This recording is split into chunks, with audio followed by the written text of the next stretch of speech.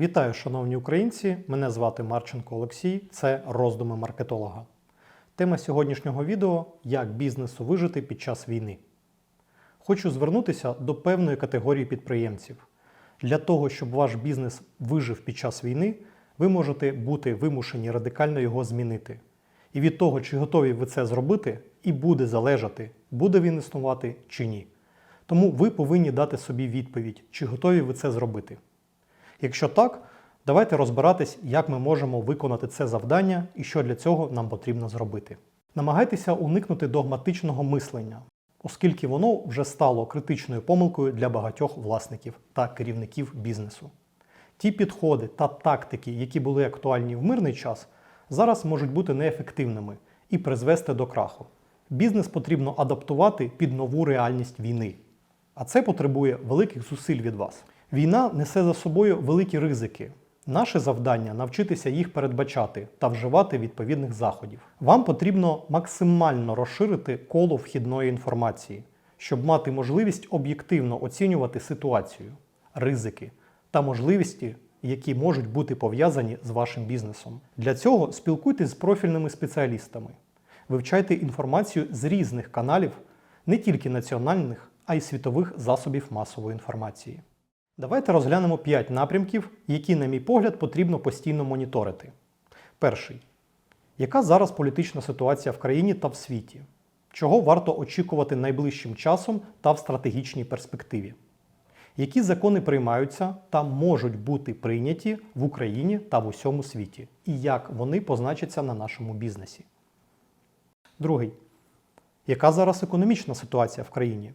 Які перспективи та ризики є або можуть бути для нашого бізнесу? Третій. Які тенденції прослідковуються у соціумі? Що бентежить? Про що думає народ? Які соціальні зміни відбуваються і як це пов'язано з нами? Четвертий. Що роблять конкуренти, щоб вижити? П'ятий. Що зараз відбувається у клієнтів? Що їм зараз потрібно та чим ми можемо їм допомогти?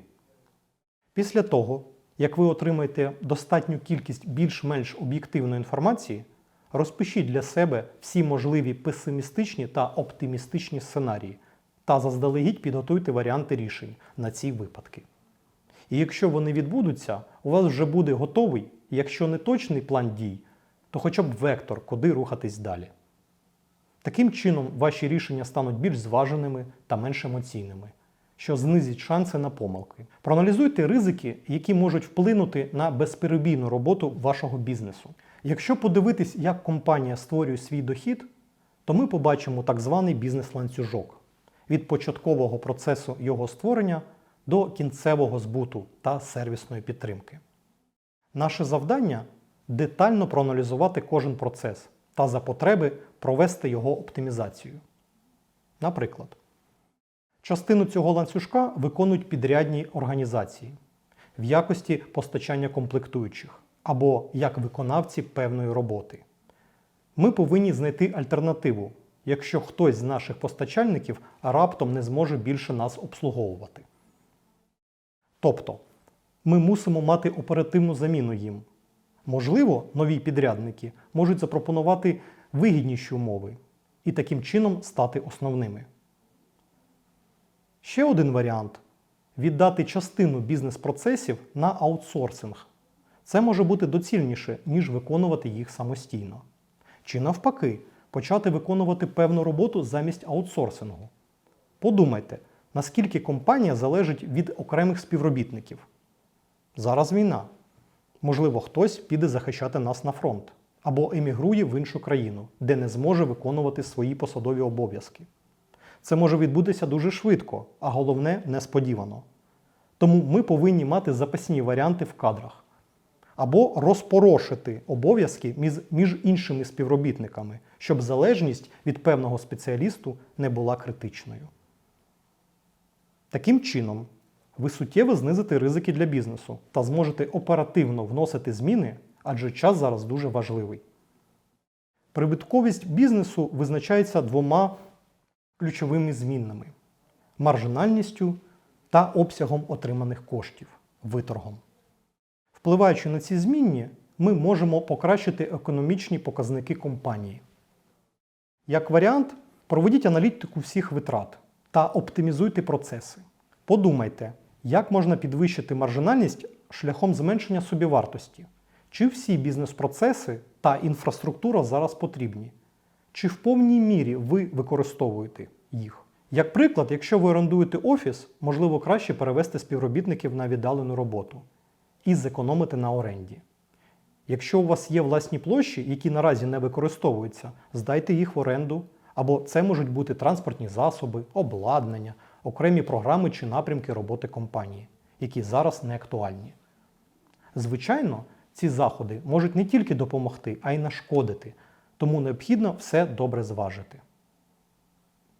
Подумайте, як ви можете змінити продукт, щоб зробити його виготовлення більш економним, а ваші клієнти при цьому не відчули цього та залишились задоволеними. Якщо є така можливість, вивільніть кошти на проекти, які можуть давати результат в найкоротші терміни. І навпаки, зменшіть чи зупиніть фінансування проєктів, які наразі не актуальні.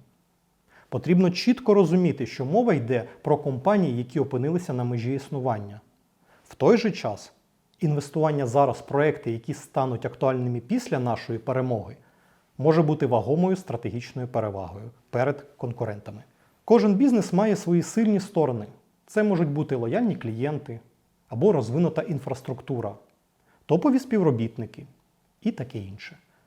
Подумайте, як можна використовувати їх більш ефективно. Наприклад, служби таксі за рахунок своїх можливостей перейшли і в доставку. Таким чином, суттєво не змінюючи свій бізнес, використовуючи власну інфраструктуру, співробітників та клієнтів, компанії почали отримувати додатковий дохід з супутньої сфери. Тому аналізуйте свої сильні сторони та думайте, як їх можна використати. Розвивайте соціальні контакти. Зараз наша держава об'єднана як ніколи. Більшість намагається допомогти один одному. Намагайтеся максимально розширити коло знайомств та спілкуйтеся з усіма, хто так чи інакше може вплинути на ваш бізнес. Партнери, клієнти, співробітники, потенційні інвестори. Пропонуйте свою допомогу, якщо ви маєте такі можливості. Це можуть бути не тільки фінанси, товари чи послуги, а й корисна інформація. Під час кризи ефективно працюють колаборації між компаніями. Бізнес з одного сегменту ринку або з суміжних об'єднують свої рекламні кампанії, тобто рекламують не конкретно свій продукт, а відразу кілька супутніх разом з партнерами. Таким чином можна зменшити інвестиції в рекламу, зберігаючи її кількість, або збільшити кількість реклами за такий самий бюджет. Також вже давно в Україні став популярний дропшипінг. Наразі цей підхід актуальний для різних типів бізнесу. Як приклад, вузьконаправлені торгівельні компанії пропонують не тільки свою продукцію клієнтам, а й продукцію партнерів. При цьому не роблять попередніх закупівель собі на склад та не заморожують кошти. Якщо ваша компанія надає офлайн-сервіс або IT-рішення, подумайте, що ще може бути потрібно вашим клієнтам та додайте це рішення від партнерів. А з кожного замовлення беріть свою частку – роялті. Оцініть актуальність свого продукту та адаптуйте його під нові потреби ринку. Наведу старий приклад, але він як ніколи зараз буде доречним. Напевно, більшість із вас бачили по телебаченню рекламні ролики про засоби для миття, туалетне каченя та Доместос. Так як ці товари не мають емоційного зв'язку зі споживачами, ідея в тому, щоб показати мультик про героїв, як Доместос чи каченя знищує мікробів. Таким чином, споживач, не розбираючись в тому, який засіб краще, обирав по суті не сам засіб, а героя з мультику, який йому більше сподобався. Але під час кризи, в нашому випадку це війна, у споживачів різко знижується купівельна спроможність та включається критичне мислення. І ці мультики перестають працювати. Для того, щоб стимулювати продажі, необхідно адаптувати продукт під нову реальність. Тому, змінивши упаковку та зробивши акцент на вигоді, ми отримали нові ідеї на кшталт. Ви отримуєте на 20% більше, або велика упаковка, велика економія.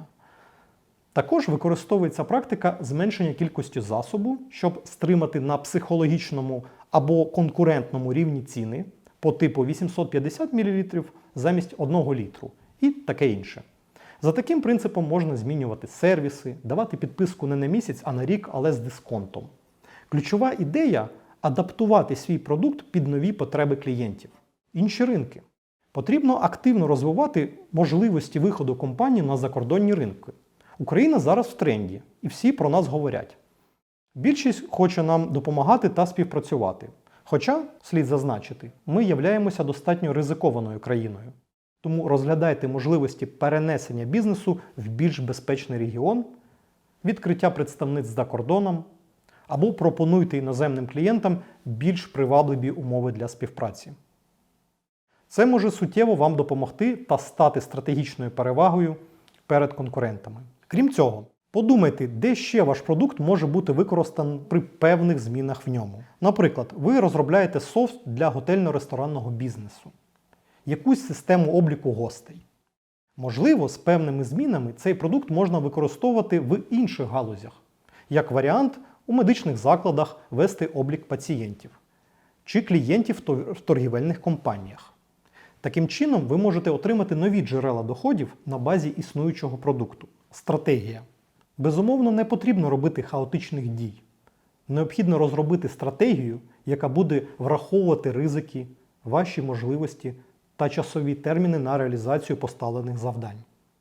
Після почати покроково її реалізовувати, контролювати кожен етап, постійно аналізувати зміни в країні та результати, які ви отримуєте. І при необхідності вносити правки. Давайте резюмувати. Щоб бізнесу вижити під час війни, необхідно адаптувати його під нову реальність. Для цього почніть з свого власного розуміння цієї ситуації. Аналізуйте ризики і можливості та вживайте відповідних рішень. Оптимізуйте витрати, процеси, продукт. Розвивайте соціальні контакти та шукайте релевантні моделі партнерства. Шукайте нові ринки збуту. Рухайтесь покроково за розробленою стратегією. Хочу попрохати вас, напишіть, будь ласка, в коментарях свої роздуми, які ще, на ваш погляд, рішення можуть допомогти бізнесу під час війни. І на завершення. Хочу сказати, що розумію, що кожен з вас в тому чи іншому вигляді знаходиться в різних ситуаціях, зі своїми особливостями бізнесу, проблемами і таке інше. Я щиро бажаю вам витримати все це. Сподіваюсь, ви почули щось корисне для себе. Вірю, що ви досягнете успіху. З вами був Марченко Олексій. Бережіть себе, розвивайте економіку нашої держави, допомагайте силам оборони. Слава Україні!